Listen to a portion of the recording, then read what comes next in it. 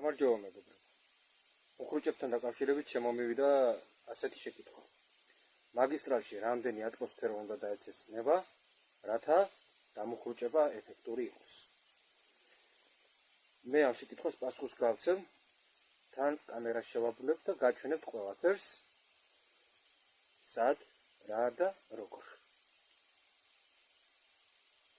პასუხის გაცემას დავიწყეთ პირველ რიგში მატარებლის სიჩქარით. თუ სიჩქაროზომი მატარებელზე აჩვენებს 60 კმ/სთ სამ შემთხვევაში სამუხრუჭო მანძილი დაახლოებით 450-600 მეტრია. თუ სიჩქარე აჩვენებს 80 კმ/სთ სამუხრუჭო მანძილი შეადგენს დაახლოებით 800-1000 მეტრს. ამიტომ გადაწყვეტილება მიიღება სიგნალის დანახვის წამს და არა ბოლო მომენტში. ჩვენ ვიწყებთ სამომსახურეო დამუხრუჭებას. სამუხრუჭო მაგისტრალში ჰაერი უნდა დავამციროთ 0.3-0.5 ატმოსფეროში. დამუხრუჭების ეფექტი უნდა ვიგრძნოთ 3-5 წამში. თუ შენელება სუსტია, ვაგრძელებთ ჰაერის დამცირებას 0.7-0.8 ატმოსფეროში. აი გაჩვენეთ ახლა როგორ. ეს არის 394 ონკანი, ხოლო ეს არის მაგისტრალის მანომეტრი.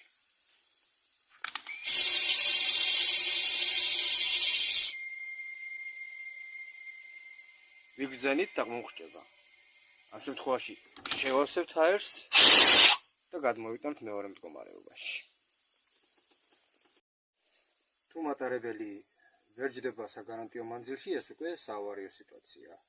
აქ უკვე არჩევანი აღარ არსებობს, ამიტომ უნდა ვიხმაროთ ექსტერნი დამუხრუჭება.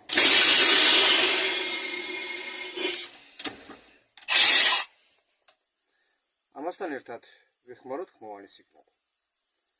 თუ მოხდა გაუთვალისწინებელი შემთხვევა და შუქნიშნის წითელი შუქი გადავკვეთეთ, ამ დროს ამოქმედება ელექტროპნევმატური მუხრუჭება.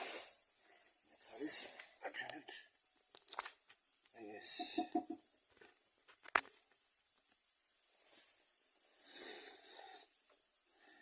იგივე ავტოსტოპი.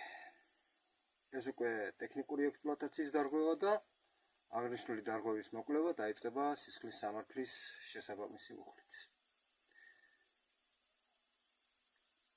გისურვებთ მშვიდობიან მუშაობას. აბადროებით.